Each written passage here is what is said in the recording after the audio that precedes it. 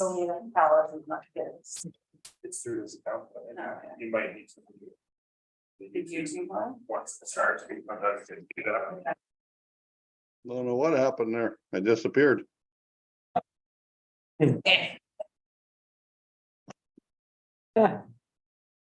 Hey, chief, I see you too.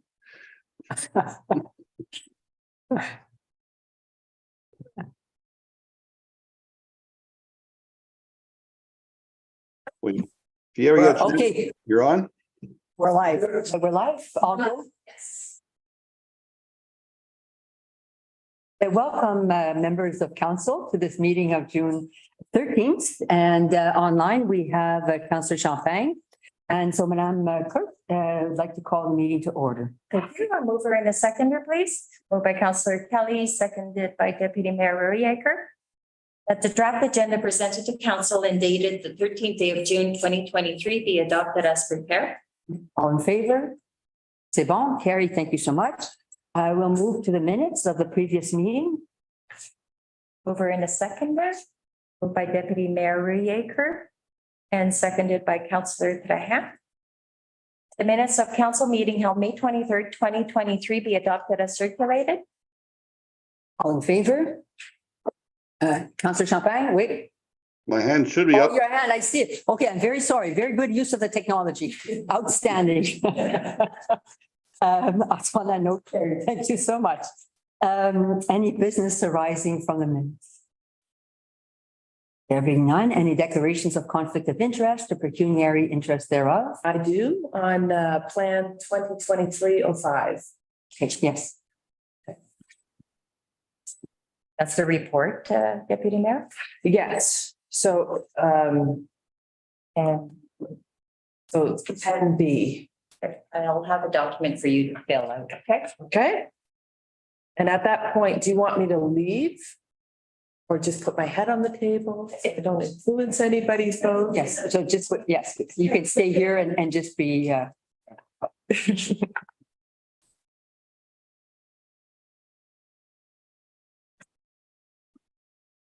shouldn't do it, no. In order and that she should, Councilor, The right- she should probably leave, right? she has the right to stay if she would like to, if you She does have the right, but I'm just saying, have to oblige. should probably, we've ran in that situation before. It's perception. I think. Makes it better. I think it's fine to leave and I'm fine to leave. So, yeah, I Can I ask what your declaration is for the reason? Because that's got to be reported in the minutes. yes, it would be the land is near my land and it splits. Okay. I'll just put land is near your property. Yeah. Thank you.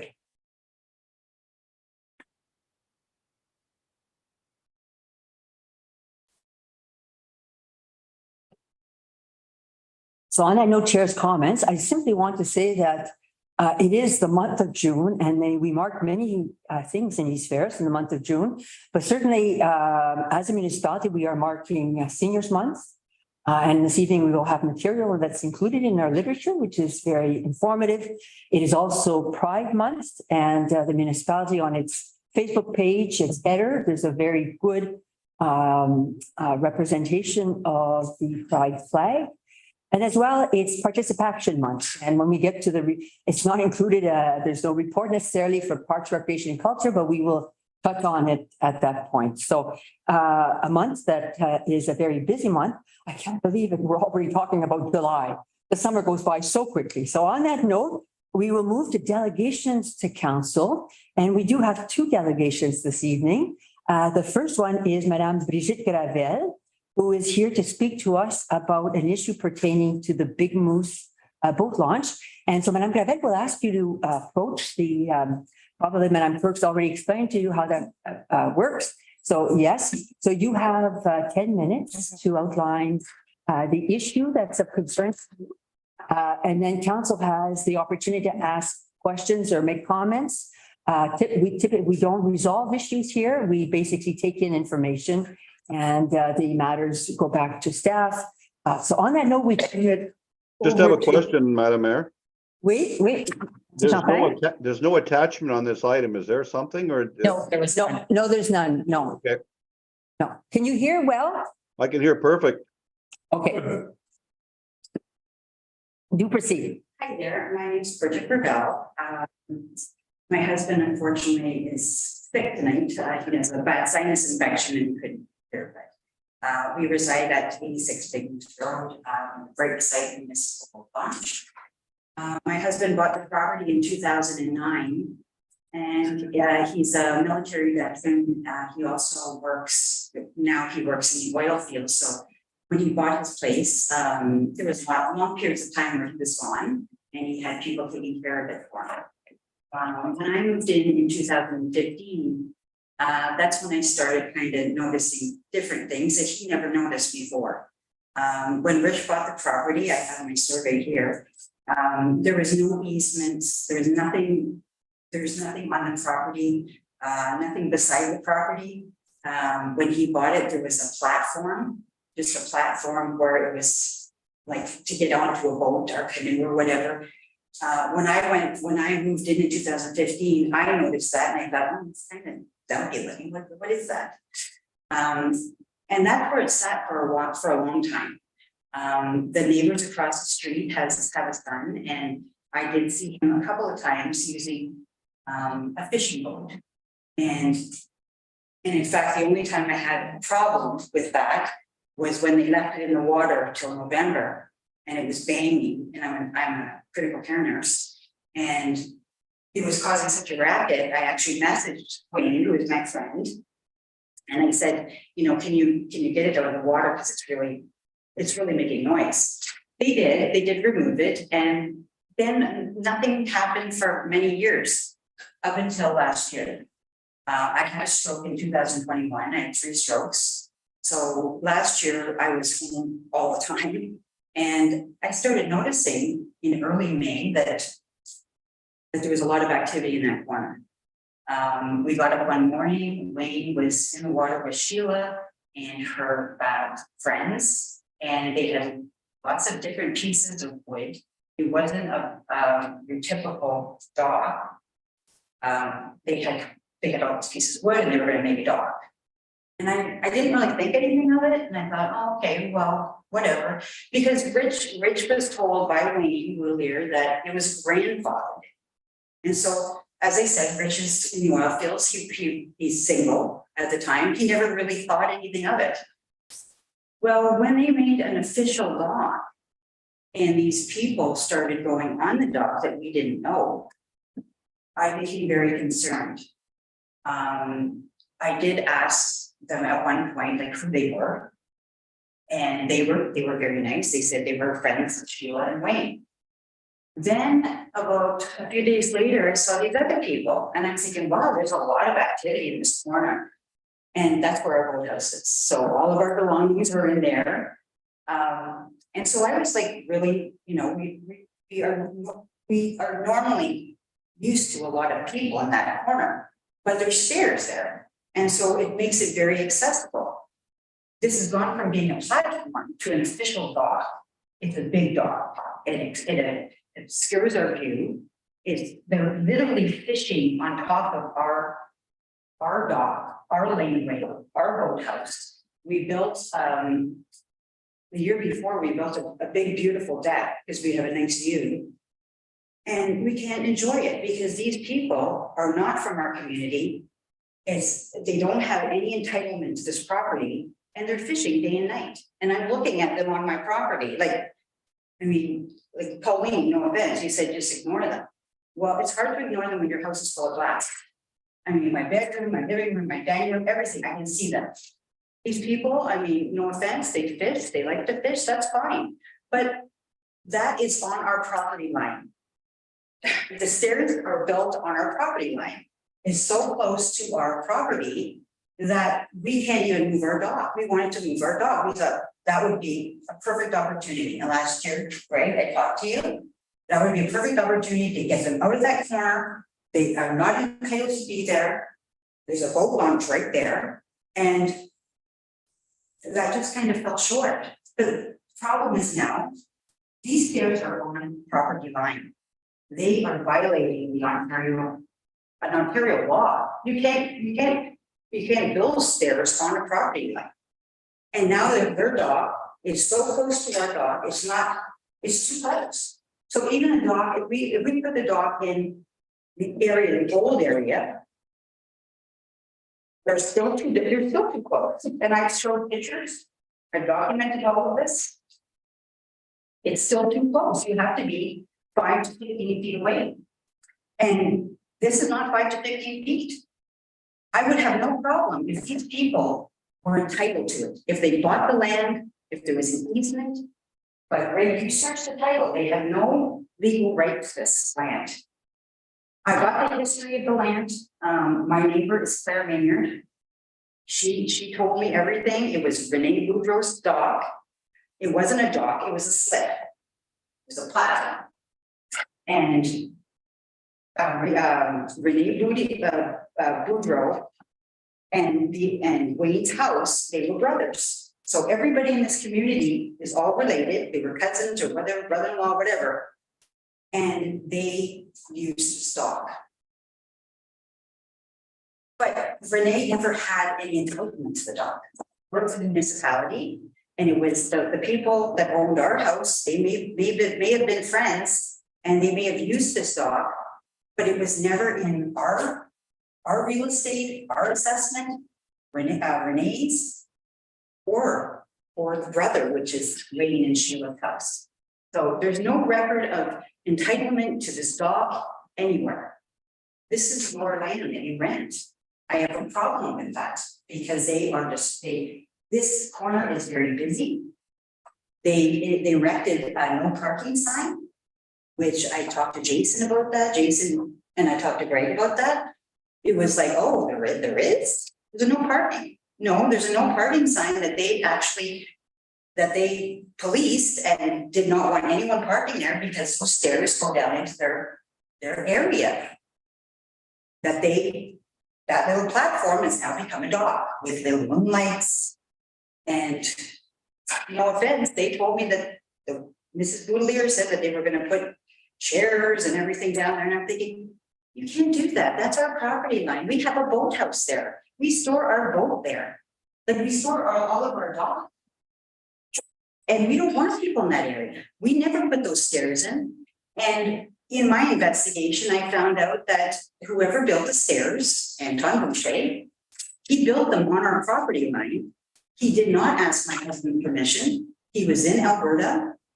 It was after he purchased the property and he came home and said, oh, wow, I got stairs there. He called the municipality and said, oh, well, it's just to make it more accessible. My husband is single, never had a family. He didn't really care because he's not there. Well, and we didn't care. But now we do care because the people that own the boat are from Callander. They come and go whenever they want. Last summer, Sheila and Wayne went to Newfoundland where they're from. And I know that because they were my friends on Facebook. They told me they were going. And so it was like, okay, I don't even know what that means, but mind you, I had a stroke. So I was getting over my own medical conditions. Well, I quickly found out is that these people are fishing day and night. I don't know them. I don't know who these people are. I don't know the friends.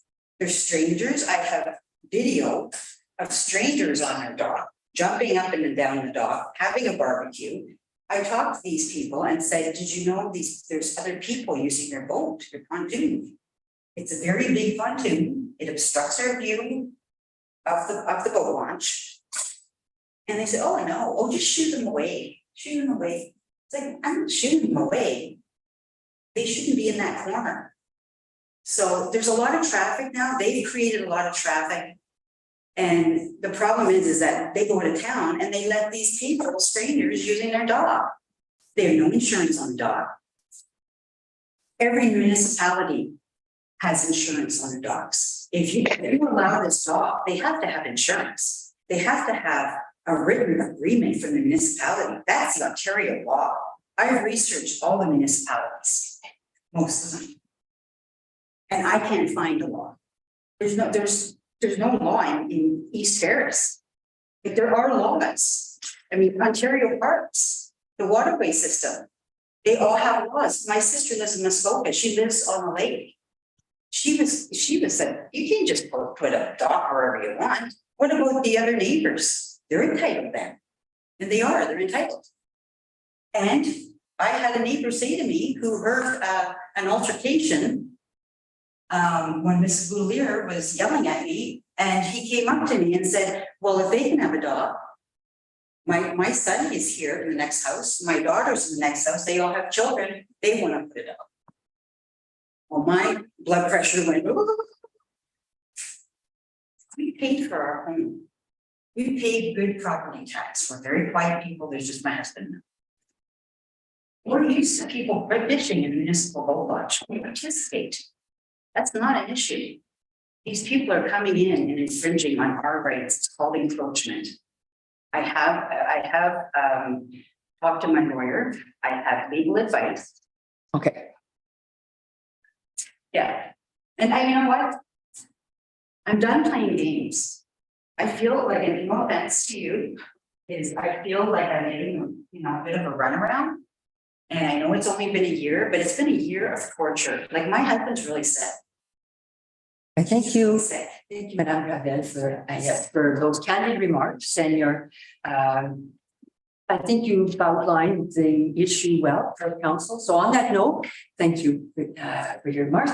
I turn it over to council for any questions or comments or need for clarification that you may have on this matter. Any? No.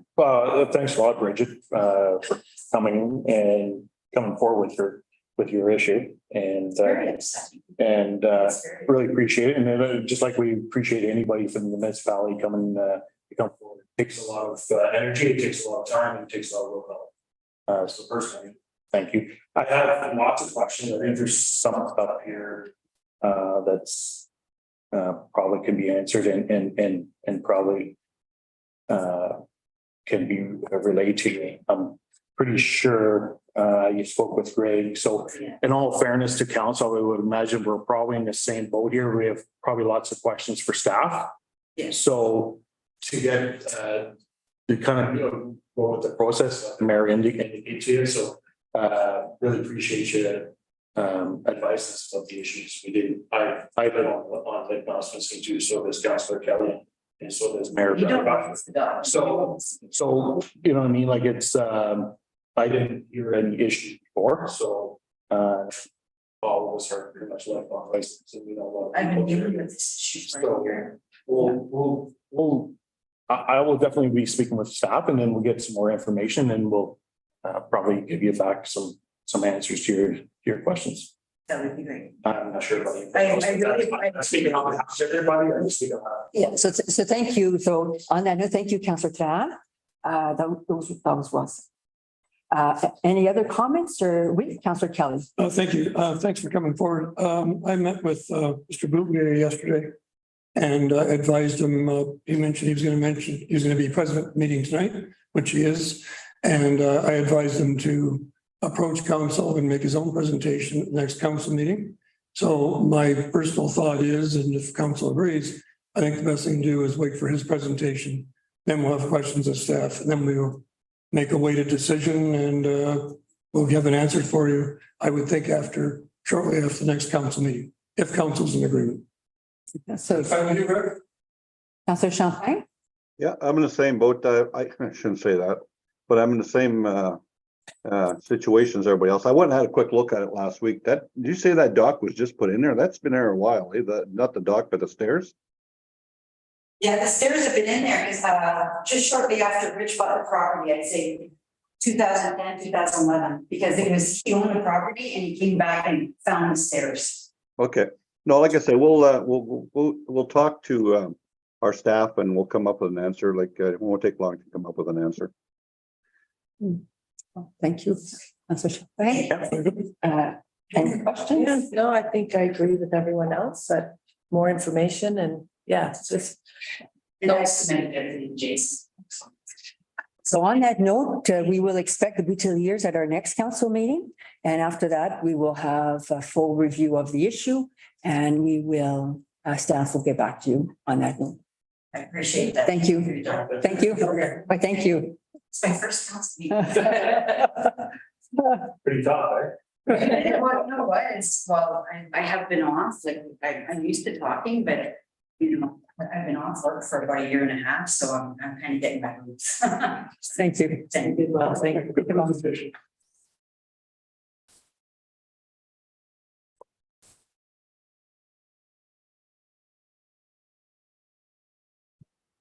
Well, on that note, you're all welcome to stay, but we're basically going to talk about trade show now. So you can also leave and enjoy your Tuesday evening if you'd like.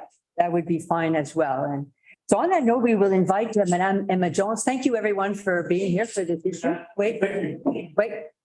Thanks for coming out. Thank Take care. Thank you. Good night. Madame Emma Jones. It was nothing you said.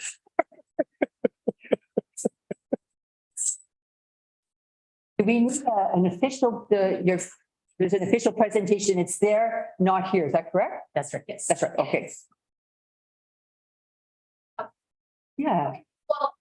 Thank you, everybody, for coming. And thanks for inviting me here. You know what? I should have asked Deputy Mayor Rouliakhurst to say a word. The Economic Development Committee was actually responsible for the trade show. Did you want to officially introduce the? C'est bon?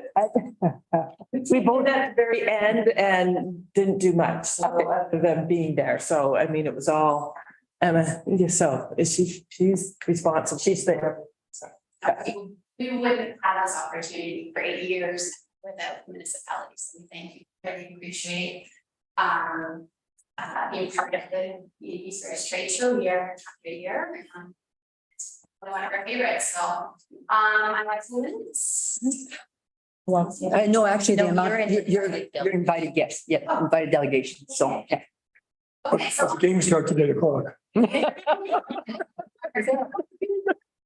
No, really? I heard rumors. So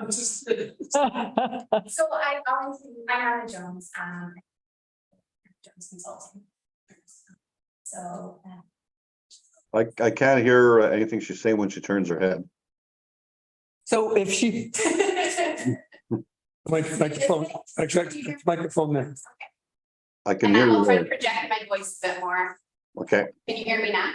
I can hear you perfectly right now. Okay, perfect. Okay, sounds good.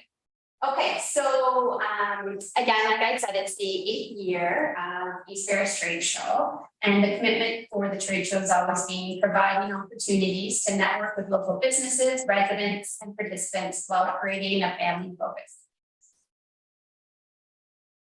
So this year for the trade show, we had a total of 62 vendors. We had a total of 71 booths, indoor and outdoors. Some vendors did have double booths. So it was really nice to see. We were quite busy on the floor and outdoors. We had over 1,200 visitors. I think there'd be a bit more. There were a lot of people coming through the back entrance there at the community center. So that's what we were able to clip coming through the front. A big shout out, big thank you to our sponsorship. We ended up generating $11,500 in sponsorship revenue, and then we had $3,000 in kind. And then this year we also launched a new event website, which I will dive into.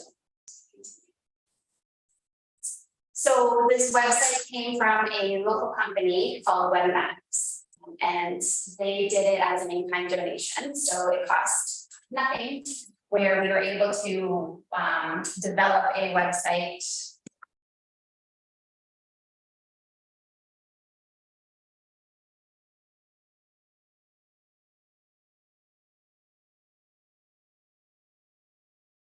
Can't hear anybody.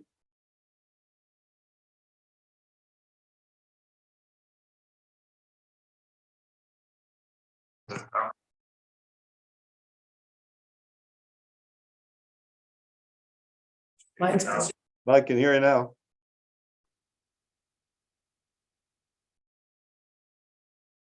Now you're gone. Okay, nobody touch it. Okay, come back. yeah, exactly. Now Well you're done. there. Okay. All right.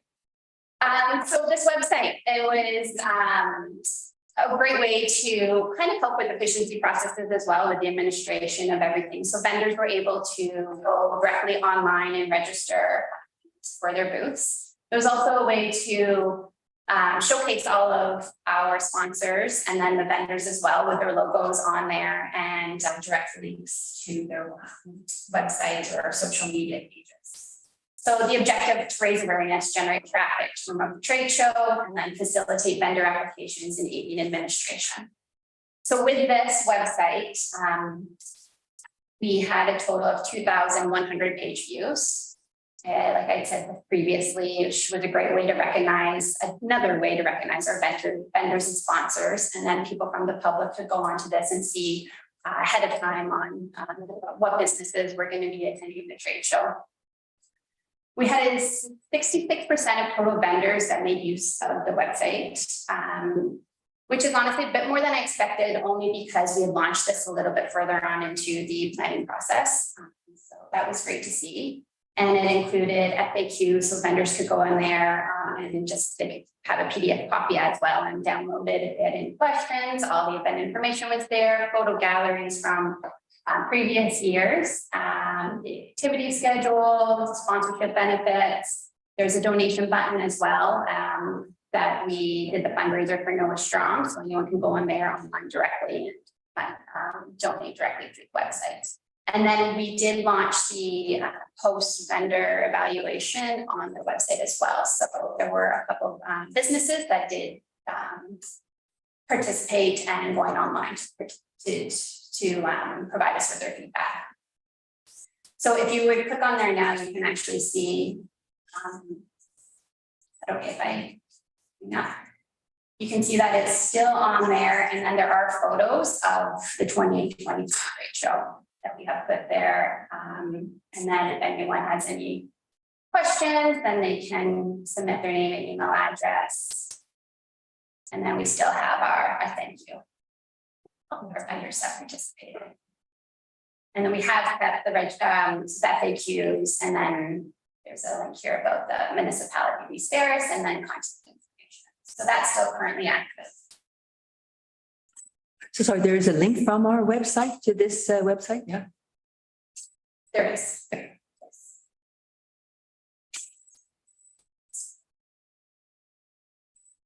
What's the plan, is staying on until next year, or? So that's up for further discussion with everybody. And it's up there until I'm otherwise told otherwise to take it down. We have a chart of kind of costs. In order to host it, they typically charge $99 a month. However, they are in negotiations. Yeah, it's a discussion that we'll. Yeah. With them and their team, it was, as I mentioned, it was provided some client sponsorship for the trade show. So we'll be having a discussion where that in-kind portion ends, whether we have the budget or the ability to post that. So we'll look into pros, cons, and see what makes sense. But the website did generate a lot of good.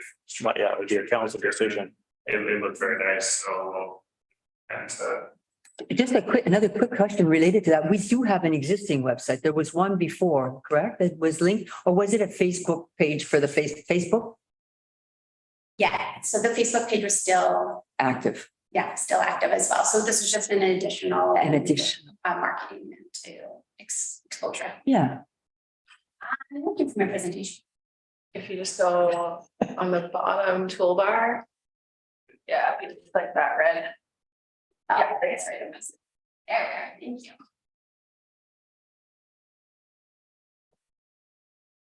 As it turns to event marketing, we did do Facebook advertising. We also did 18 posts total, and we generated 32,000 people to reach. The website, as I just mentioned, it was 2,100 page views. We did do radio commercials leading up into the event with 38 commercials on air, and then additional live on location the first hours of the morning of the event, where promotion sequence live, helping to promote that way.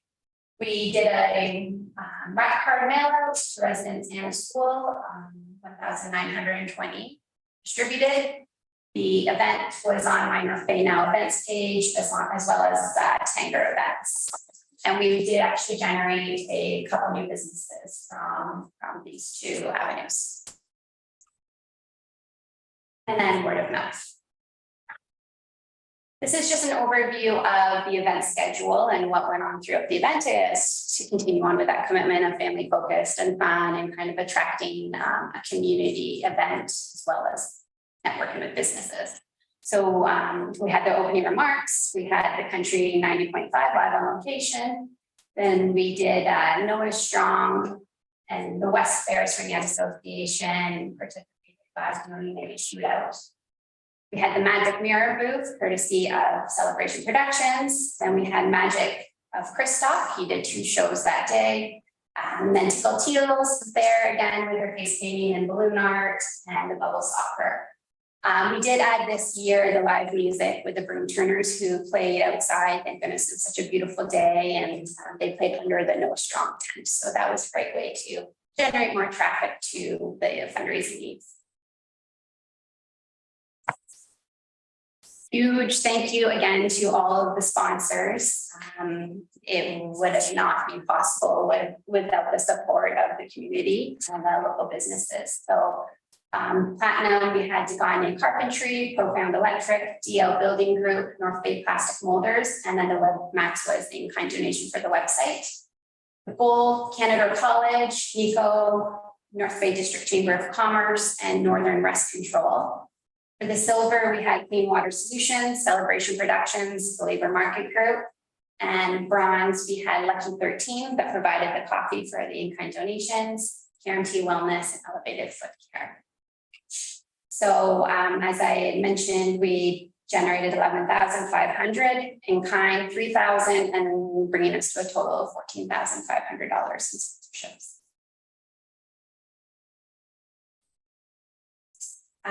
This is something new that has happened for this trade show. We supported Noah Strong Foundation. So we did do the West Ferris Ringette Association shootout. We had a bunch of prizes and giveaways courtesy of the vendors of the trade show. So that was great. And then there were 3 donation boxes distributed throughout the venue. We raised $432.35. I'm not sure how much was raised, generated through the website. That's something that I'm going to have to go back and look and see if there were any donations through that button, but that was just on the day of the event.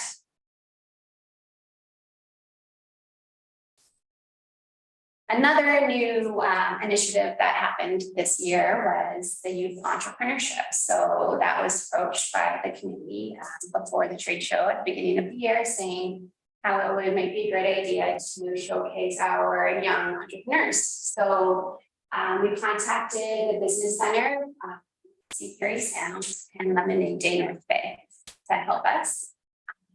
These 2 booths were actually sponsored. Sponsored by WebMax and they're sponsored by DL Building Group. With this, so with the Business Center, we had a representative there talking about the summer company program, and they had 2 students that came to showcase their businesses. So Natalie Reddy came with her art pieces, and she had them on display. Really great young local talent here, and then Ethan Miller as well with Miller Metalwork Creations. So this was a great way to for them to get their exposure, showcase what it takes to be an entrepreneur at such a young age and what goes into it. So I think this was very successful for them. Their booth was sponsored from WebMax, and then we had Lemonade Day sponsored by DL Building Group. So we had these 2 little boys here, young boys. Cameron's age 10, Travis is age 12. I know it says 13 here, but he's actually 12.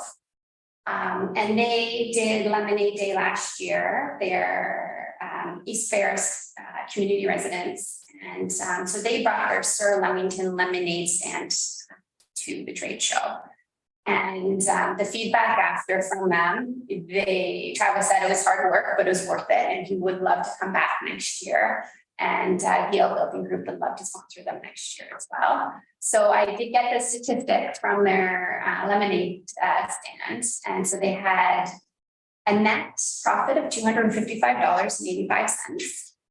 They 15% of their profits and their tips went to a charity. So they donated to the Kidney Foundation and Cancer Society $107. And these were diseases that they learned. So those, they each picked one, and that's where 15% went, their profits. So I kept walking by there and seeing long lines and those two little young boys. Oh, the lemonade rocks. Pardon? They're lemonade rocks. That's my only regret is that I. Yeah, they're great. They're great kids. Stop there all the time. Yeah. They also had cookies. Oh, okay. And yeah, they had a great setup. I saw the ice too in your drink. Businessman, so. And yeah. So as it turns to the event budget, so the municipal contribution, $17,000. Sponsorship, the monetary is $11,500 plus the $3,000. The booth rentals, we generate $8,610.62. With a total of $36,910. The booth prices did not change, so kept it at early bird, $150, and then regular price, $200. And this included, for the vendors, their booths, it included one breakfast ticket and 2 lunches. So I just kept this in here from previous years so you can see kind of comparison. So looking at last year's now, so the revenue was $33,422. So we exceeded that by 37,000. Expenses 20,000 here, 703. Our expenses were a little bit higher with 32, but we still managed to net profit with 5,000.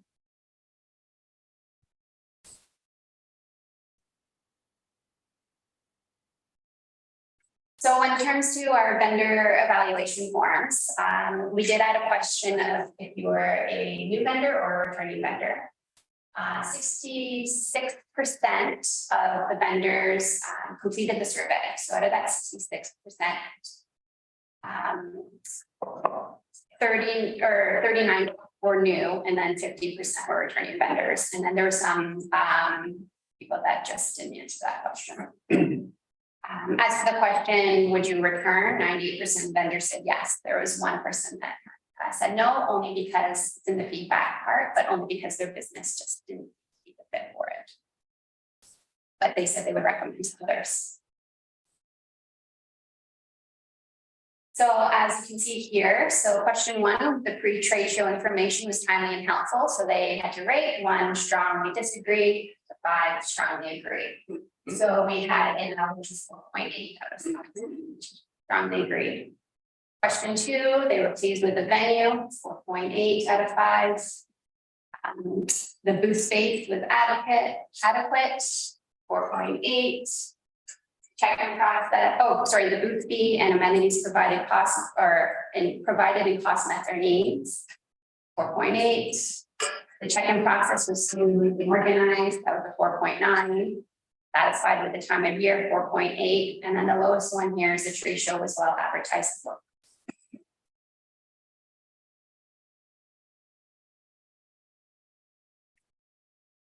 As for their feedback, these are all of, they love the trade show, how it's organized, great turnout, good chance to network, fun for all ages.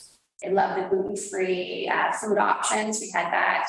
Mully's Farm was there and they provided the breakfast and it was all gluten-free. So, and then there's gluten-free options provided for them for lunch as well. The unloading to set up was very easy to get everything out on the floor. A lot of people said they liked the breakfast and the lunch. Awesome show, I'll attend again. These are all that. We come again next year, everything was great as usual, thank you. Thank you. There's one more slide here. Somebody prefers fall over the winter, so the time of the season of the event. Somebody else said program would be better printed in full color to look more professional, everything else is smooth, back next year. Someone else would like maybe a time where the vendors actually had a chance to see the booths before the event went live, so they had a chance to go around and network. More social advertising, or here. This one actually, I think, was one of the more common remarks with the opening ceremonies. So at the beginning, with the opening ceremony starting at 9, the event is also open to the public at 9. Then everyone was kind of stopped at the entrance, and there was a long line because nobody could interrupt the ceremonies. So that's something that maybe Yeah, it's one thing I've heard too through the. yeah, and whether I think there was another one here, opening ceremony to be held before the show is open to the public. And then there was one more, whether there shouldn't be one at all. Maybe that's something that we just eliminate. And then another was the outdoor vendors. Could it be better arranged to allow more foot traffic to go past? So they're at the end of the row there, then it's hard to bring traffic that way. So they'd have to personally go out and draw them to their booths. And then this was the one that said they won't return. I don't need my services for my ticket business can demonstrate this type of venue. Yeah. It requires consultation. And they felt that fundraising activities would have been better turnout if displayed in the main room. It was held hosted in the curling club side. So again, it's hard to get people over into that, just kind of hidden and tucked away. We had the magic show there, and then that's, I think, when people started to see the shoot out and we're doing that. But then once the magic show wasn't going on, it was kind of forgotten about. So potentially moving things around. Oops.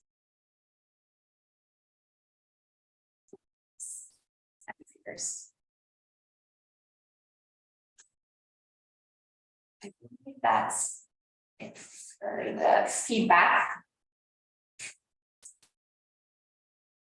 So kind of recapping everything, the areas of interest of discussion to talk about, the website moving forward, opening ceremonies, screening process for vendor applicants. I know we had discussed that about setting up some sort of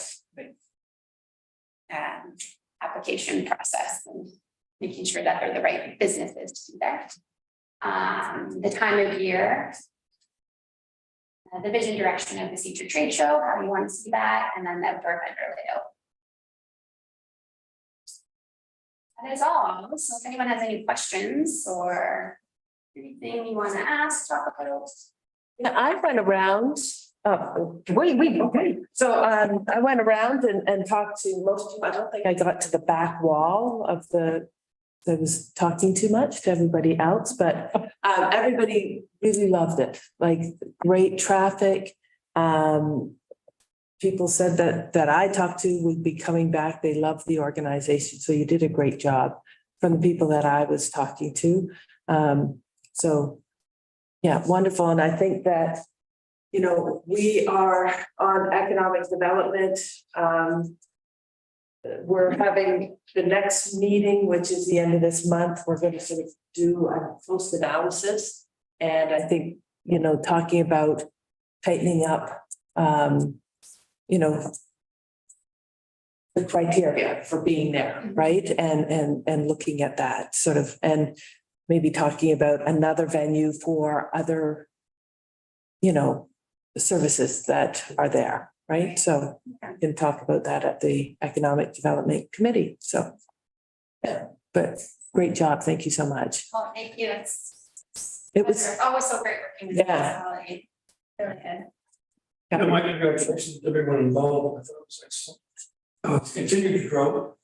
Remember when we first started, this like 200-300 people actually attended, and now we're over 1,000. So that's significant.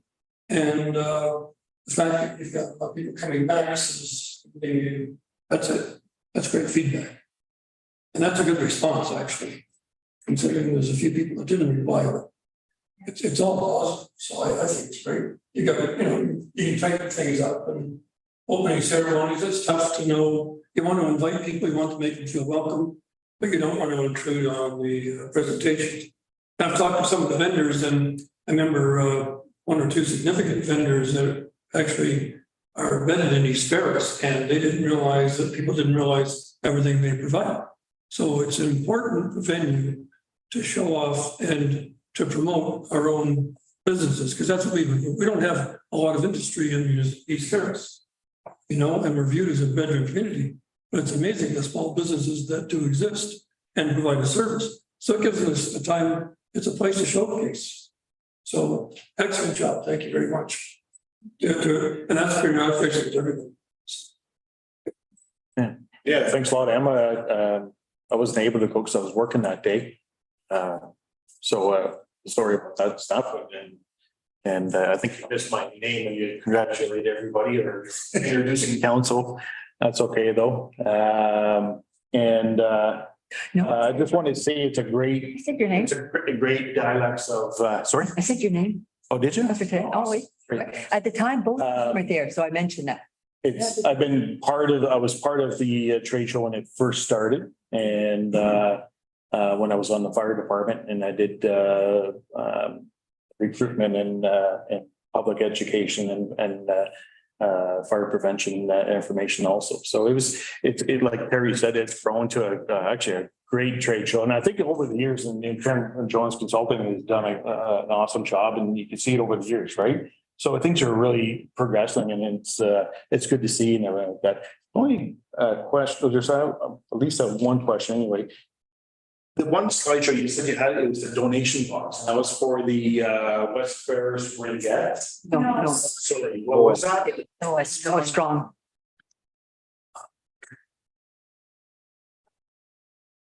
Right there. Noah Strong, so the West Spirit Ringette, they jumped on board when they knew it was Noah Strong to help out with That's how some of the fundraising games. Right, okay. Great. It's great to see Yeah. different organizations coming together. Yeah, good. Yeah. And one thing too, I don't know how it went, but how that youth trade show, like I saw the kids on there for the lemonade thing, but overall, how was that youth? Yeah, Went well or? good traffic. I do have my bling on. Oh, nice. Yeah, so I said that I would be wearing it.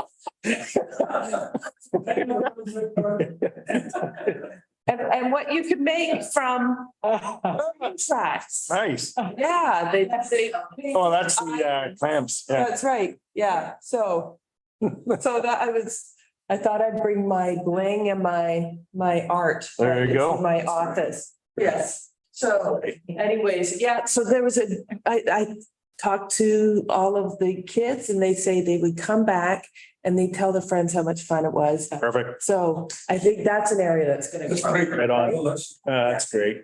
Great to be open. That's true. And you know what? And that's just another great idea of thinking outside the box and getting our youth involved, right? Yeah. And that was Stephanie St. Louis. who Yeah, really good. took the, And one thing to the people that are listening also is there's a reminder here, just when you get onto the municipality's website, our companies, they can register to get onto our website to let other people know who they are, what they do and briefly. So if you do have that company, contact the municipal office and you'll definitely want to get on that dialect, I'll say dialect, but on the website. And so, yeah, that'd be great. More people we have on there, more awareness of companies we have in our municipalities is just strengthening everybody around. So that's great. Thanks. Councillor Champagne, I know you, Am I still there? you're still there. Correct. Hi, no, it was great. Everybody said the same thing, and it's basically to showcase our local businesses and other business that come to us. And that's what it's all about. It was also great to see stuff outside. I agree there might be some little things with our traffic control to get to the meals, so the kids are running around. So that was a little bit of an issue. The other thing too is the speech went on just a little too long. Maybe it's possible next year you move it to the far end of the building.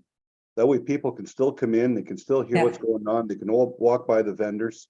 And you know, if it takes a little bit longer for the speech, at least the people will be inside to see what's going on and they get an opportunity to walk by the vendors. And again, people are walking around, and what I like about it, it's for small businesses. There was no pressure by anybody. And it was all about having fun, and there was a lot of smiles on everybody, and that's the way it should be kept. And basically, those are my comments. Great job to all, by the way. Mr. Kirkland, any comments from your perspective? Yeah, sure. I'll just do it, but I think that one thing I really want to mention is something that both Councilor Kelly and Councilor Tran touched on when they gave their comments. We're definitely proud of the growth of the trade show every year. I started in municipality while it was well underway, but even in the 5 years I've seen growth from year to year to year. And just to give you information to kind of go along with that, we had 71 booths this year. And actually, before I give the figures, last year was also our biggest trade show ever. So last year we broke records for registration, people through the door, as well as sponsorship. And this year we've surpassed that on all three fronts again. So we had 71 booths this year, 54 booths last year. So a significant jump in registration. We had a total of 14,500 paid sponsorship and sponsorship this year. Last year, our total figure was just under 12,000, so we're up by a couple $1,000 there. Last year, we had about 1,050 people through the door, and this year we were over 1,200, so we're about 150 people as well. So this goes to show that the event is continuing to grow every year still. Yes. Especially considering the weather too, 'cause it was a lovely day. It was a lovely day. Yes, yes, it works in our favor, then it doesn't, you know, because people have other activities. It's the spring, but well said. It was really nice. It was really nice to see Don Champagne there to say a few words. Right. He spearheaded this way back, and he's basically what got this going. So it was really nice to see him there to say a few words. Right. I'd also like to congratulate the municipality for all the promotion you did of the sponsors online on Facebook. I thought that was excellent. The amount of posts, and it was constant. It went on for a few weeks, and that was really terrific. I thought Mully's, whoever did the site plan did a great job of positioning things with Mully's outside. That was wonderful, good planning. I thought the school, yes, it was an added, we understand the dynamics, but it was good to have young entrepreneurs. I think that is for us an area of interest. It wasn't necessarily on the list, but to see that grow. And it's nice to see the lemonade stands. We have some going up in the municipality. You have one on your road. There's others that have been going on. So I think that that's wonderful. That came out of the economic development plan last year, and that's just wonderful to see all of that. Anyway, terrific job, all in all. Councillor Kelly, closing comment. Yeah. This is curious. Do we, as a council, acknowledge all our vendors by saying an official thank you? In Oh, a small letter? yeah, that's a good idea. I think, it's nice to say thank you. Yes. And I think a thank you letter on behalf of council to all the vendors, all the participants, quite frankly. Yeah. Well, is Okay. that all right? Yeah. Good idea? Yes. Okay.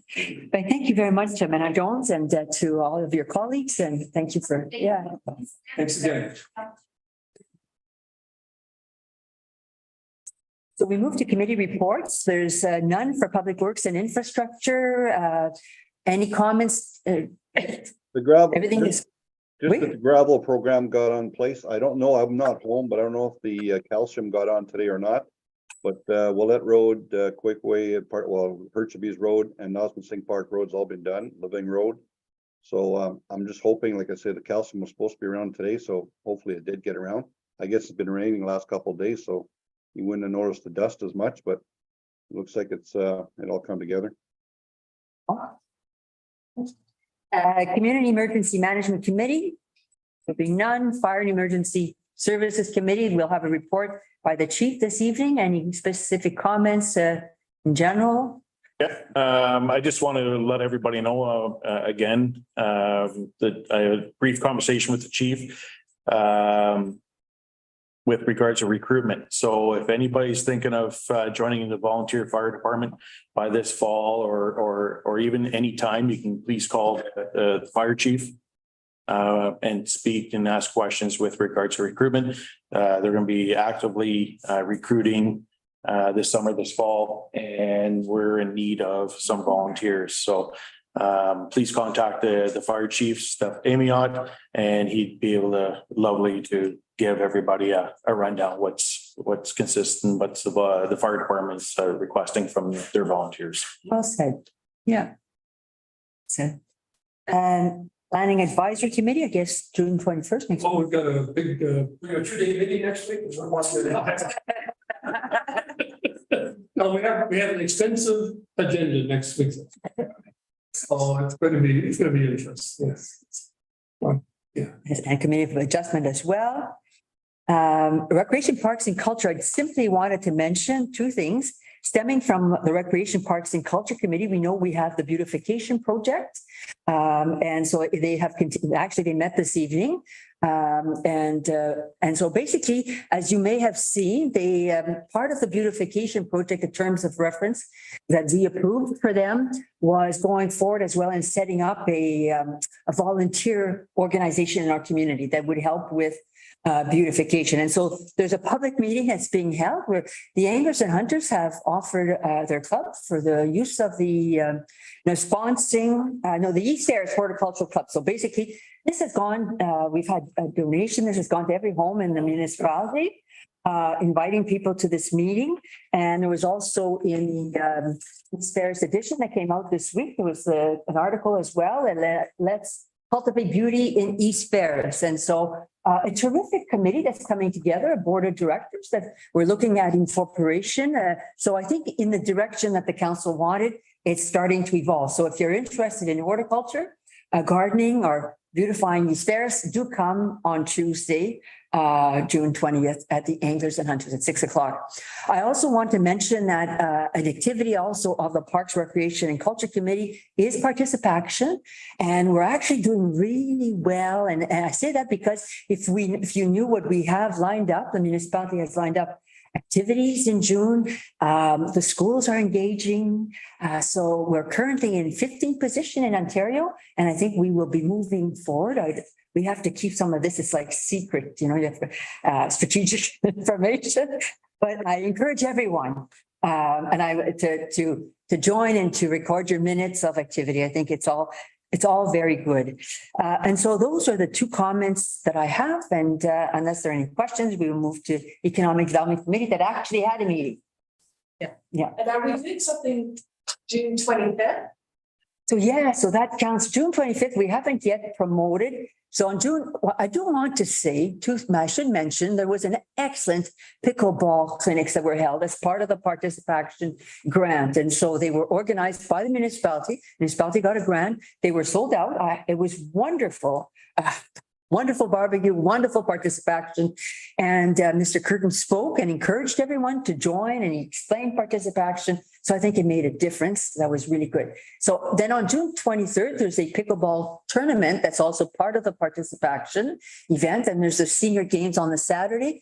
And on the 25th, the municipality has not yet announced the plans, but it is a plan for Canada Day and St. Baptiste Day on June 25th. And so they are still, I think they finished those plans, but I don't think they've yet announced them. They did receive funding for it. And so it's going to be, I missed it. Okay, so yes. So please, did you want to share what was on the Facebook page? I haven't seen it. Sure. Thank you. Okay, yes. But here's the most recent post. So basically doing any events, so it's like to celebration Tuesday and Canada Day. We'll be mostly geared towards family fun day, children's event. We have dancing castles, stage painting, balloons, fried food, fun. I don't really hear what Greg is saying. We hardly hear what you're saying, Greg. You're only hitting every second word. Yeah, you want to come a little closer? Sure.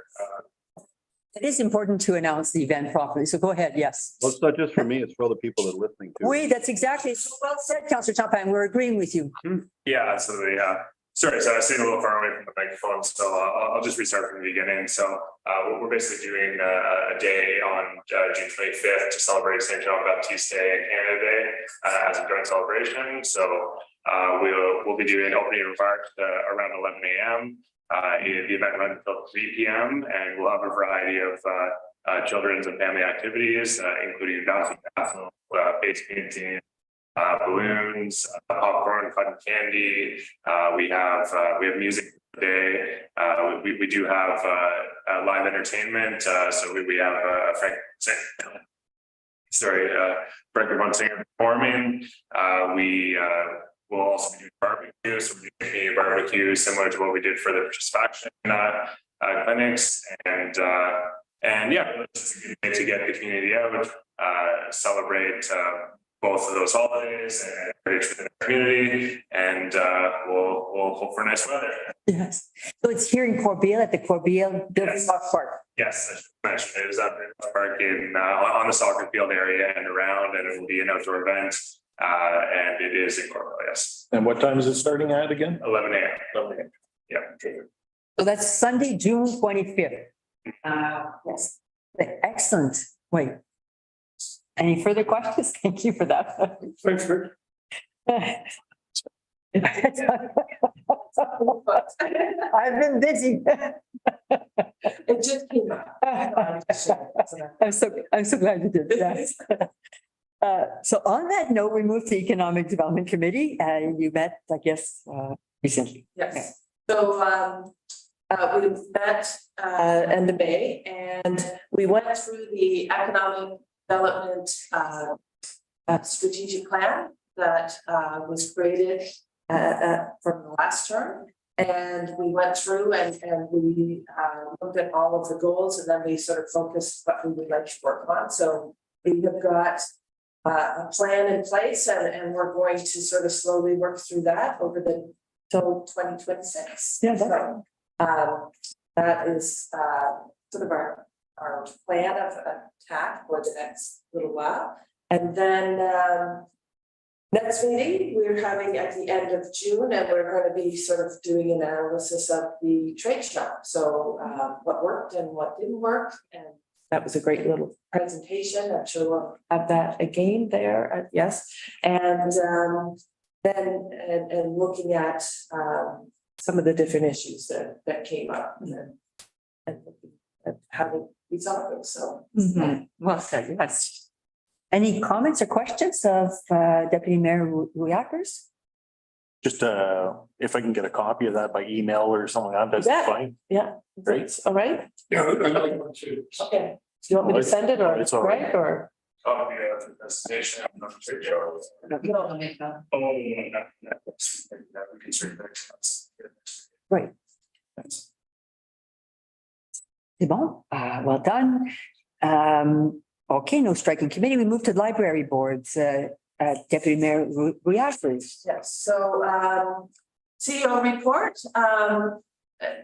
So the first 2 points that we went through with the minutes was we did a survey at the trade show. So some of the board members went around with clipboards and were asking people. We're looking for people who are outside of the typical user of the library to sort of engage them and to what they would like to see.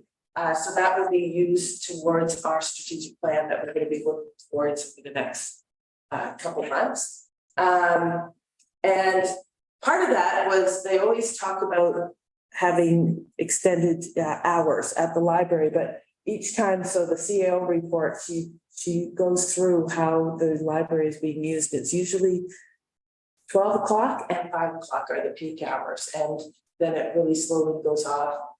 The hours or the usage goes down after 5 o'clock. So I think they're open during the peak time when people are using the library. So we updated our mission statement ahead of the strategic plan. So that was in the minutes. I don't know if I should read it or not, but. You ready? Okay, yeah, all right. Okay, that's fine. We also I've been working on a resolution to bring to council about increasing the Ontario Library Grant because it hasn't been increased for 25 years. When we talked at the board meeting, we discussed actually waiting till the end of the year to bring it forward so that it is brought in and circulated when the Federation of Public Libraries is having their push tool with the Ontario government for their budget, so which comes out usually in March. So then we thought maybe in December, having it started to circulate and to sort of coordinate our resolution with the Federation of Public Libraries. As well, we have we've been discussing how the library has been used, and so they're talking about a people counter. I think we're going to a simpler version than the more complex version, but Jennifer Laporte is looking at coordinating with other libraries to see if we can share the cost of the more expensive people counter, because it shows how people move and around the library and where the concentration of activity is, which would be good if we are going to look at expanding or changing the library, how is it used, and then using that information to inform the plans. As well, below the open sign is a 4x6 symbol for Pride. So this is the Pride flag, Pride symbol. And we made a resolution so that the staff are supported. We have that symbol as displayed to indicate that the library is a safe place and it is committed to inclusion, diversity, and acceptance. We wanted to make sure that staff are supported. And so if you're in the library and you're looking underneath the open sign, you'll see the Pride symbol. So Yeah, it was a good spot for it. yeah, Yeah. exactly. Yeah. So I think that's about it. And Any questions or comments of Deputy Mayor Ruakers? Please, Councilor Kelly. Just, my own past experience with the fitness center, it doesn't matter when you're open, there's always somebody who wants to go, you're only open that. So you gotta go there, that's why the counters are so important. Right. Do it the right way, in my opinion. Yeah. Your major traffic, that's when you want to do That's it. common sense, because there's always someone, I mean, we were open 24/7 at one time. And if you were only open, and heard that for how many years, you know, 'cause we had restricted hours initially. Well, we went 24/7, and the people that said they were gonna show up never did show up, so, you know, I would take it with the grain of salt, Yes. yeah. And surveys are great, but there's always somebody, if only, Yes. That, anyway. Yeah. No, it's a success. yes, it is. Yeah, it's a hub in our community, so it's great. So, thank you. C'est bon. Ben, Police Services Board, we meet tomorrow. So basically, I did tonight. I just mentioned it because you had brought up the issue of enforcement. But I simply, there's an interesting article that I'd like to draw your attention to. It was on Bay today. I just saw it quickly as I was departing, but it was about I believe the city of North Bay's retained a consultant to look at the use of electronic signage for enforcement purposes. So maybe we could all take a look at that. So certainly that was of interest to me. But anyway, we have an agenda tomorrow and we're going to continue to move on those issues that are critical to us at this point. Castle Home, DSAB Health Unit and North Bay Mattawa Conservation Authority. We, Councillor Kelly. I've got Councillor Train, you asked about the cost of the opioid and homelessness. Remember you want? Yes, yeah. I inquired, to make 2 inquiries so far. It's never been broken out individually. And the best they could probably do is give a guesstimate, but it's being worked on, just letting you know. So, but it will take a while because it's going to be coming out of not left field, but there's no way of pinning it right down. But because you're looking at policing costs and staff costs and planning and so forth. It just, there's a lot of money being spent by all municipalities, as you know, across the territory. I mean, I think people would be shocked. They knew the actual numbers. I mean, what people are shocked is how much East Ferris, for instance. Yeah. And that's what I mentioned that on a regular basis. Yeah. How much it's costing the taxpayers of East Ferris, 1.3, 1.4 million a year. We could do a lot with that with our roads alone, you know, so. Anyway, but if I can get a little bit more definitive, I'll get back to you. I think you're No problem. I know, Councillor Champagne, you're actually at a meeting of the health unit right now. Is that correct?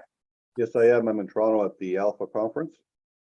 Three things actually, so I don't muddy the waters and I want to go back. I just got a text that the calcium is going down tomorrow.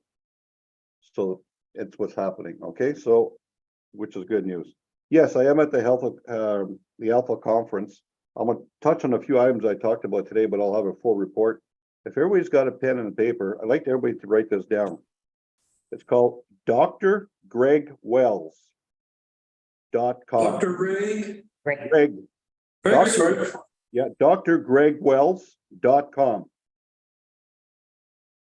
/recharge. For me to sit there for an hour and listen to a doctor, it's really intriguing. It's to do with basically cell phones and everything that goes on in life, how to recharge your life, and how much cell phones are actually dominating the world.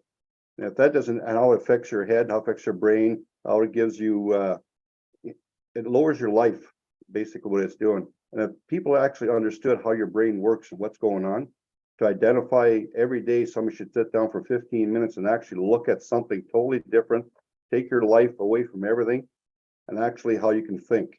Because what happens, we get so much in our head, especially small business people, and Steve can contest to that. And what happens, you get so much in your head in the day that your brain doesn't focus right. If you listen to this guy, and actually he has a book out, but I listened to this for an hour today, and it's on his website. What we heard today will actually blow your mind, and literally. And I was really, really intrigued. The other thing that happened today, I sat there and talked to Dr. Keir Moore. He's a chief medical officer, and Dr. Christopher Simpson, who's executive vice president of Medical Health of Ontario. Everybody had good questions and good Q&R. But the one thing I brought up, the 70-30 split. And I said, if we don't do something, I know public health is important and we understand that, but it gets downloaded to municipalities, there's going to be issues. And obviously the medical health officer doesn't control the government, but the government has their ear now. Apparently at AMO, there's news coming out about this. They wouldn't tell me today, which was a good thing. Once let the Minister of Health give us the information, but something has to change. And if it doesn't change, we're going to have issues. But the government knows how public health is very important. So, which is a very good conference right now to look at. The things are changing so quick, and the opportunities are there. So let's, like I say, I'm going to have more information. Got another meeting tomorrow morning. After that, I'll have a meeting at, I believe it's on the 25th of June. And then I'll have a report for the next meeting. But take a look at this book and look at the presentation today. It'll actually, for me to sit there to listen to a doctor for an hour, it's got to be good. Thank you. Thank you. Thanks, Rick. Well, any questions or comments? Councilor Ball? Any other comments? North Bay Mattawa. We could maybe comment on the fact that the North Bay Mattawa Conservation Authority, they're a big sponsor of Indian Spirits Edition, as Councillor Dan and I know. They had this excellent article. We encourage citizens to read about it, protecting our environment. It's all written by the North Bay Mattawa Conservation Authority. In there was the watershed report card that was released in March. So basically for our lakes, it's brand new report card. It's all there, and it's really well done. So this is in there and it was sent to all the homes. So it's an excellent article by the North Bay Mattawa Conservation Authority. So that is very good. And Castle Home, I simply wanted to mention that it's currently back into a committee. There's discussions that are going on at the City of North Bay at a committee level. And so things are still progressing, the discussions. They're still talking.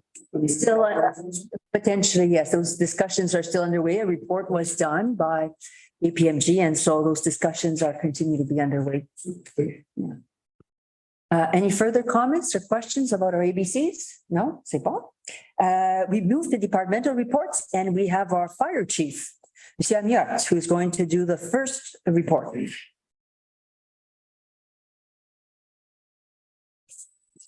Mayor and Council. So this is my first report to council, so if I'm going a little bit off track, please stop me. Turn me back in the right direction. You'll be fine. It was well written. It was a good report. It's, yeah. It took some time, I'll tell you that.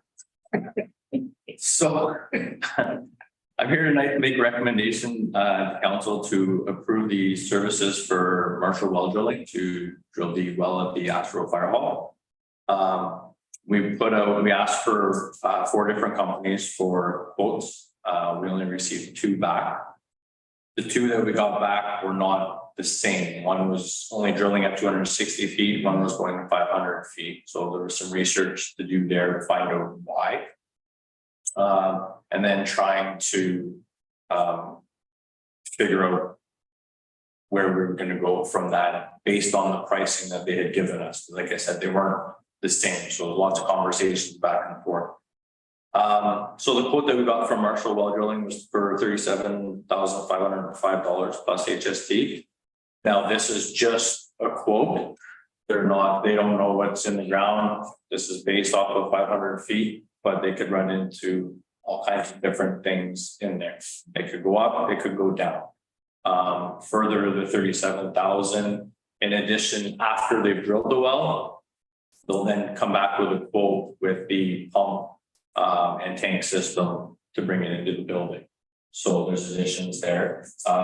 We also need to get an electrician to come in and fire up the pump system. Looks like they're gonna wanna move it a little bit in the building as well, so there's a little bit of work to be done there.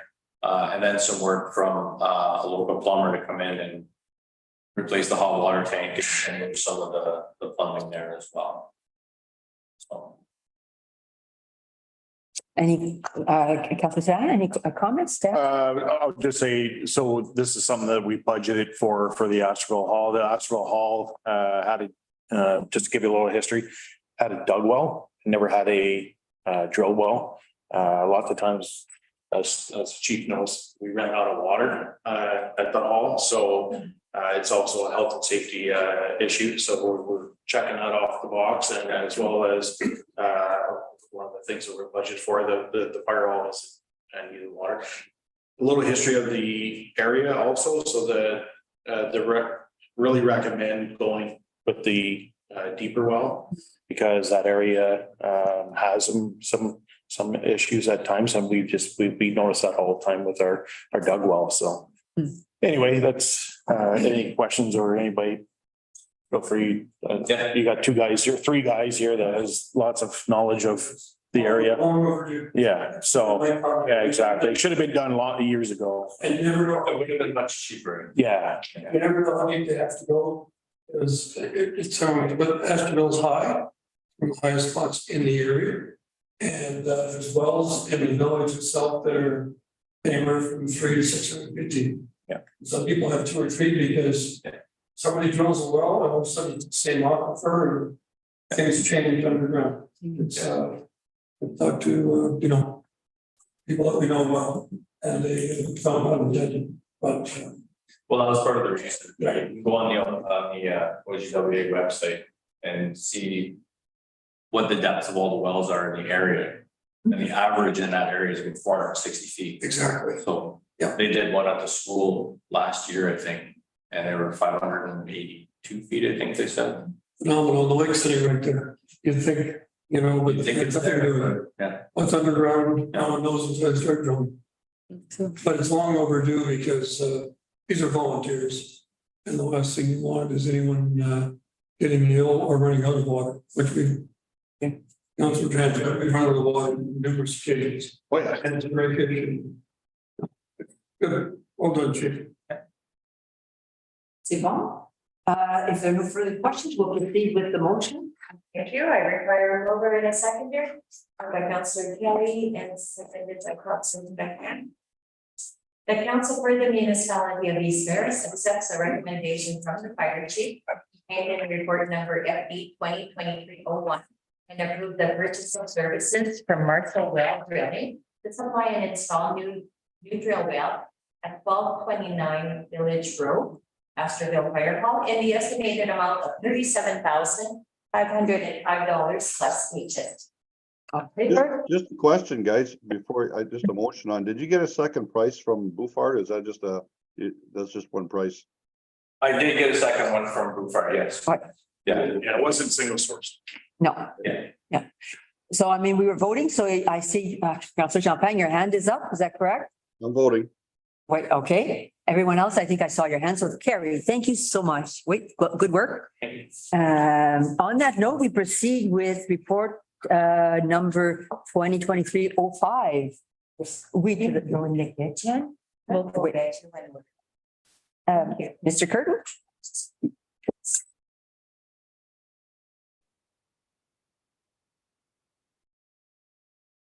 Thank you, Mayor Rockford. So this is for a land purchase with a property on Cal Road.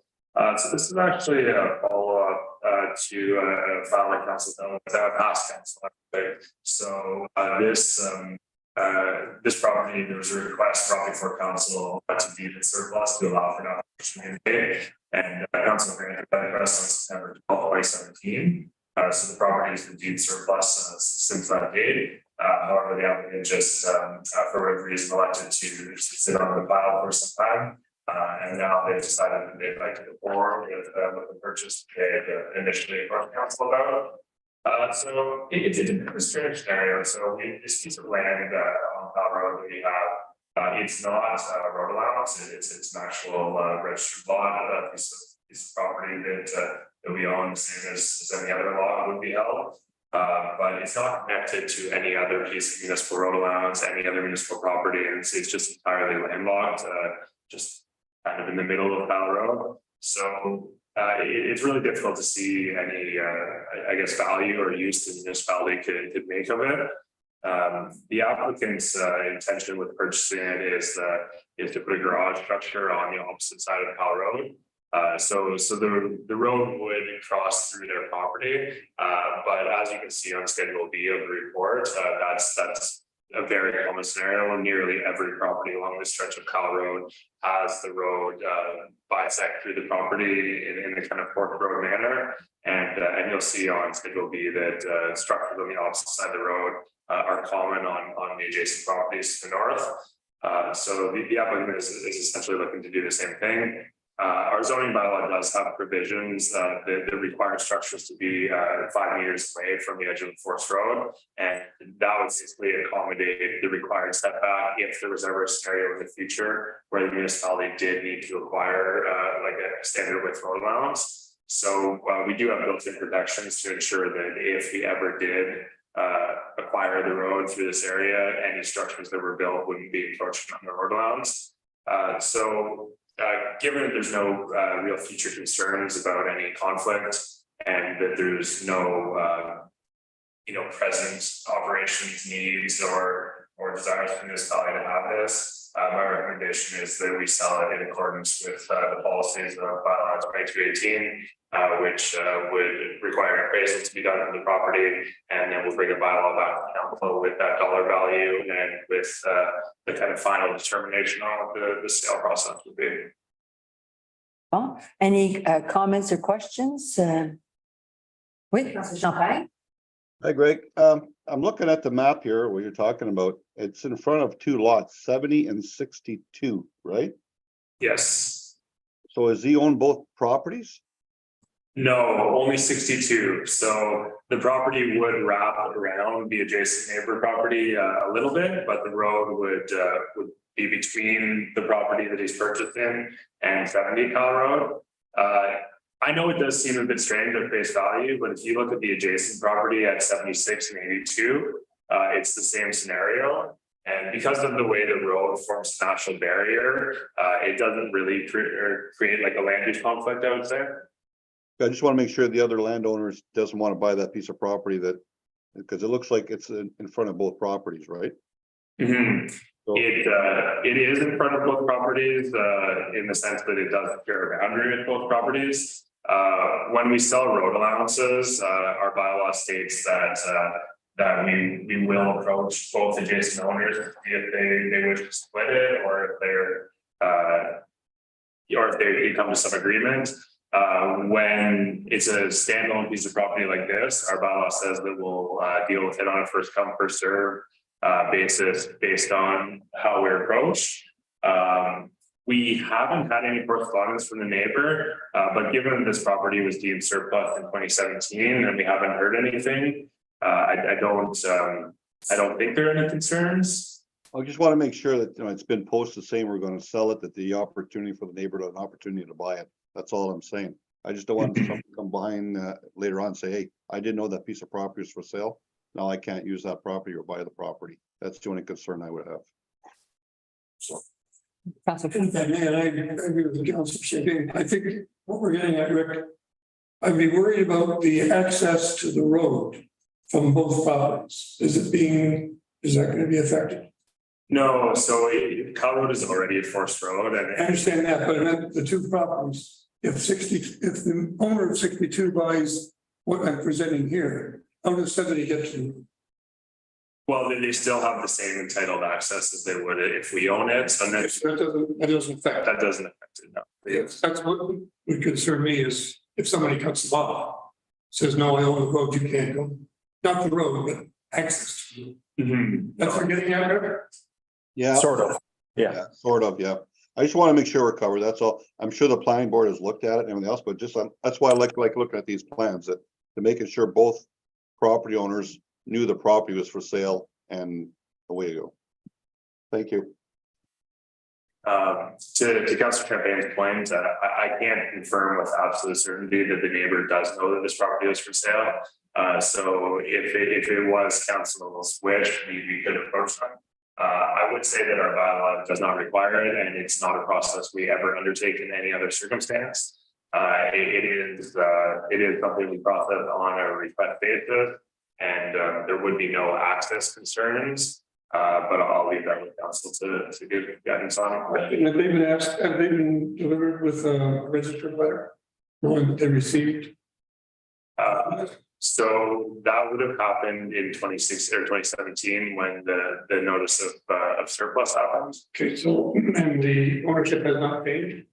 I'm not sure if it's changed or not. Okay, I think a little bit wouldn't hurt, rather than having it come around bite us later on. I think it'd be just to cover ourselves, and to be fair, if there's a new owner, they might not be aware, and we're getting absentee owners on the different properties.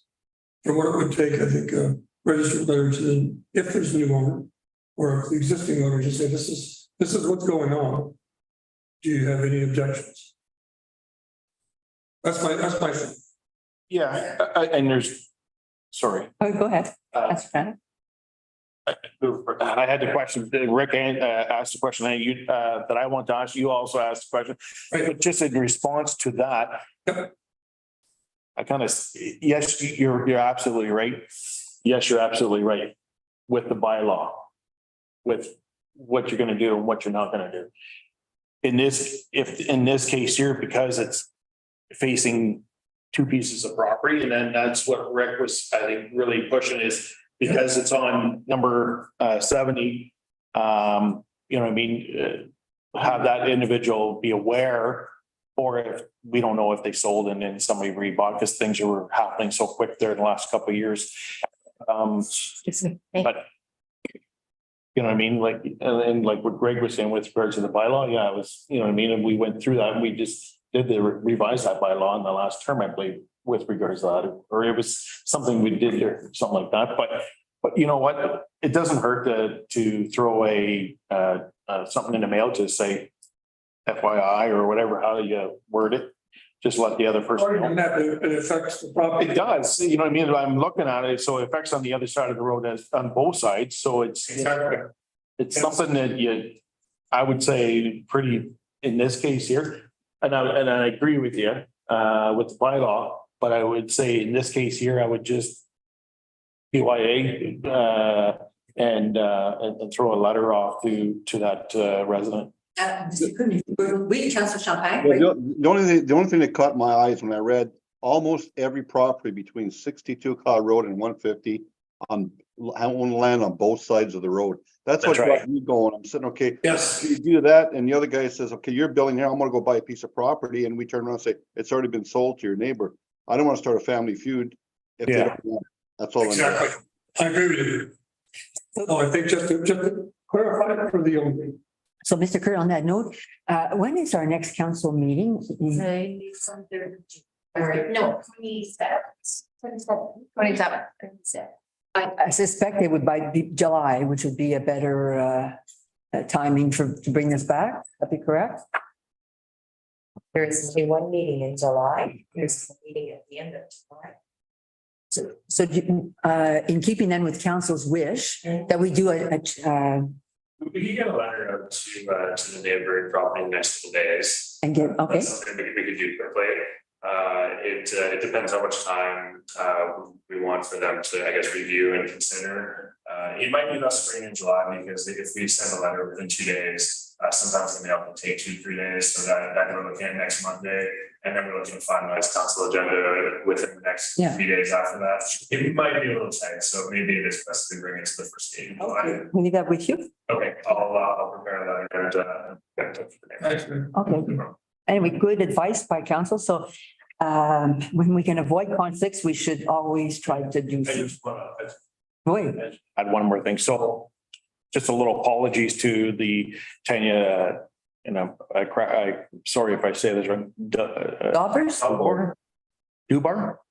So just thinking, if maybe, they waited some time, maybe because they were saving money up to purchase the lands, and then now they probably want to put a garage.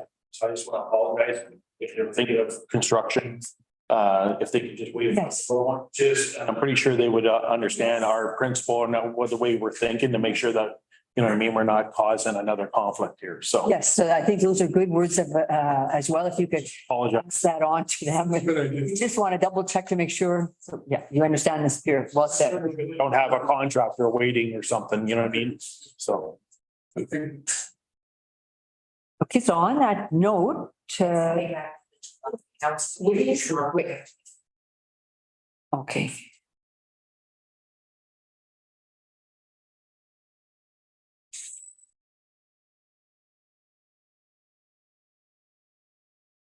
You're getting in your steps.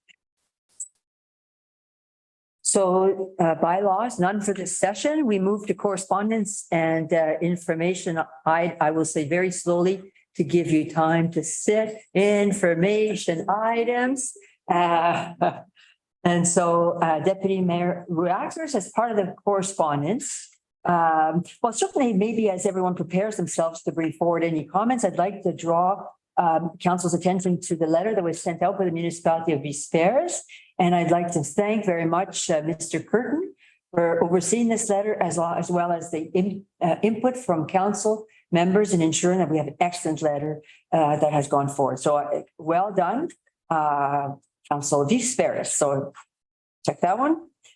Anything else? Deputy Mayor Reacts. Yeah, I just wanted to mention that letter as well, because I think when I first started on council, one of the big issues was the daycare. And so that, I just want to make sure that people know that we put that into our letter, that this is still something that we're paying attention to and looking at improving. Yes, sometimes there's issues that but it still is a significant issue for us, and I wouldn't want for our community to think otherwise.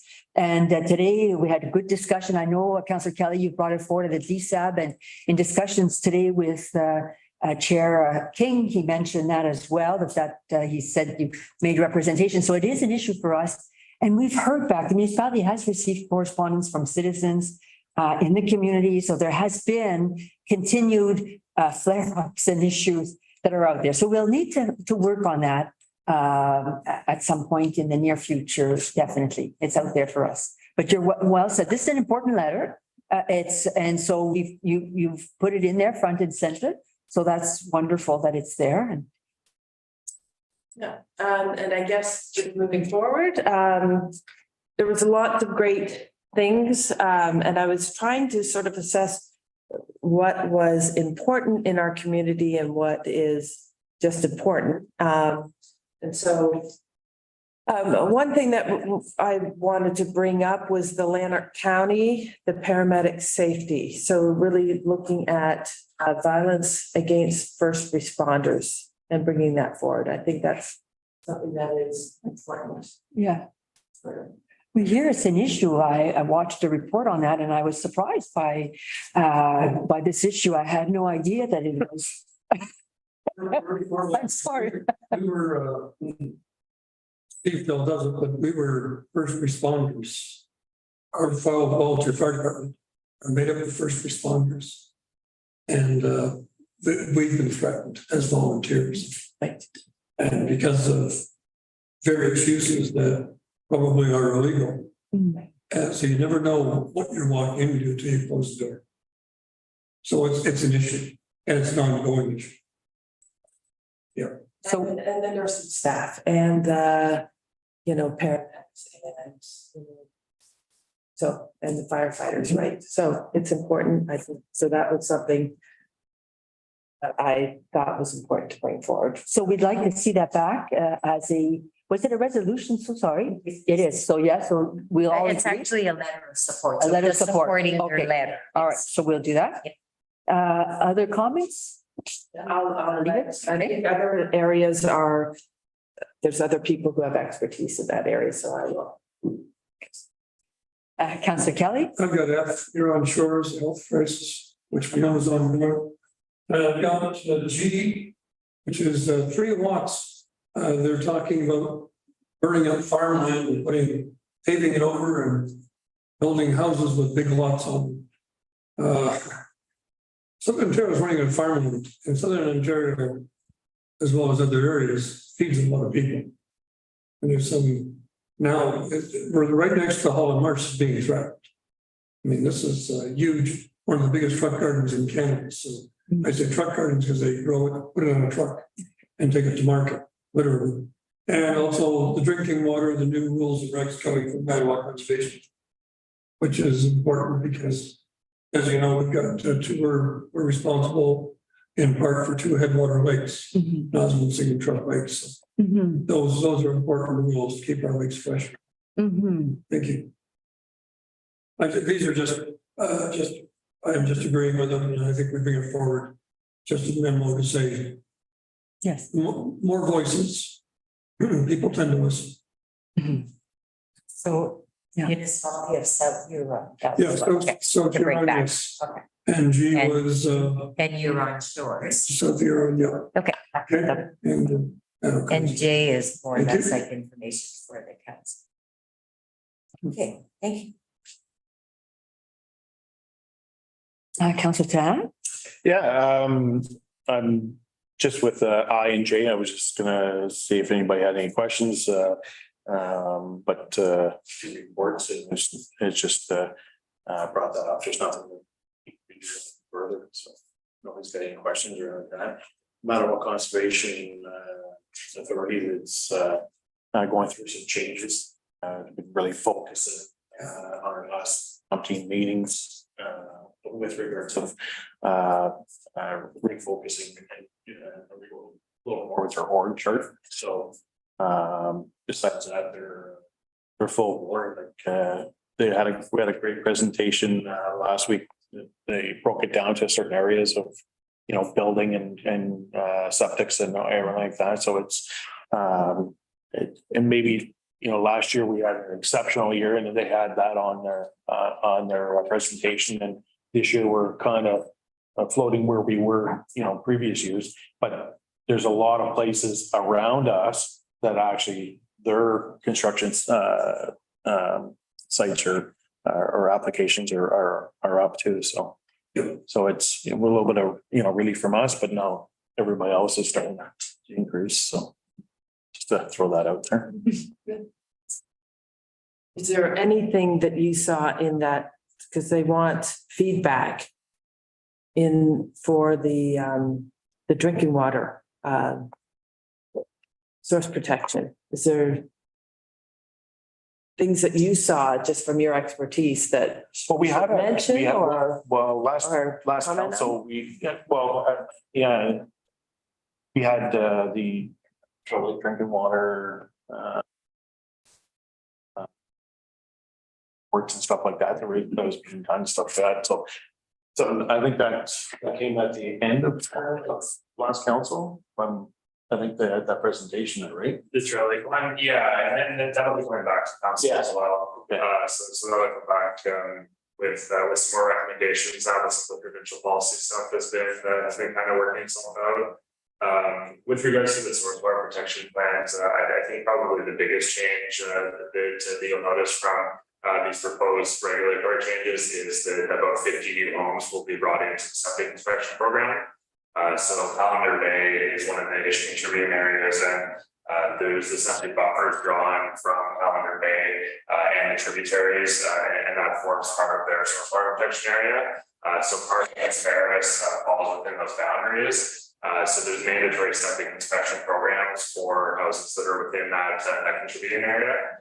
And these changes would see about 50 more homes in East Ferris brought into that program. So the Conservation Authority handles that implementation. So they would contact those homes, they would advise them of their obligations, and they would set up inspections and they would manage that. But the rest is kind of like minor stuff. I'm sure Councilor Jan can kind of speak more to some of those changes. But to me, that addition of the 50 or so homes was the main kind of tangible impact. And then overall, between our lakes at Nipissing and Osmissing, they're at a good rating, so it's, that's came through, so. Besides that, I think there's more information that's gonna come out further, so I'm not a real big water expert either, so I'm more at a learning stage on that, so. Okay. Yep. Yeah. There was an excellent article by our citizen Todd Wilcox on Trout Lake. You know, we have there's that as well, that we could maybe bring forward the views of the citizens of East Ferris. It's his article. Anyway, I encourage you to take a look at that. And so certainly I think good input from our community. So that's keep it up.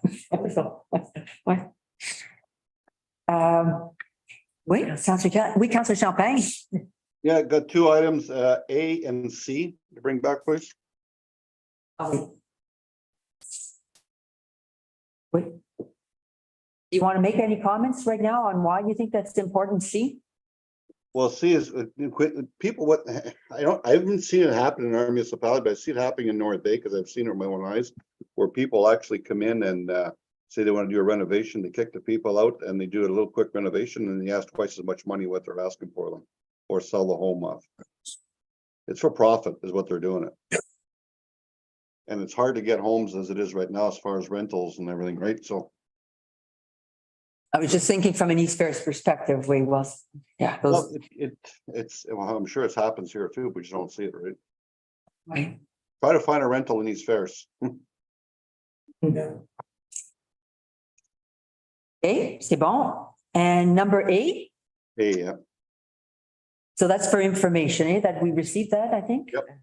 Yeah, okay, so drawing our attention to it. Well done. Yes, well said. Good. And thank you, Madam Clerk, for always preparing such an informative list of correspondence. I think it keeps us abreast and informed of issues, not only in our community, but across the province. And so it's important that we stay informed. So well done. So on that note, we move forward with the approval of correspondence. Require a mover and a seconder. Councillor Champagne, are you okay? Deputy Mayor. Yes, sorry. Because I don't have it written down yet. Thank you, Councillor Champagne. The council approved the correspondence and information as circulated with the agenda of June 13th, 2023. All in favor? C'est bon, carried. Thank you so much. So we move now to approval of accounts payable. No, I'm missing a part. So sorry. I referred for support from the Oh, yes, there we go. Sorry. City of Cambridge. Go ahead, Madam Clerk. Okay, thank you. Mover and a seconder, please. Moved by Councillor Kelly, seconded by Councillor Knight.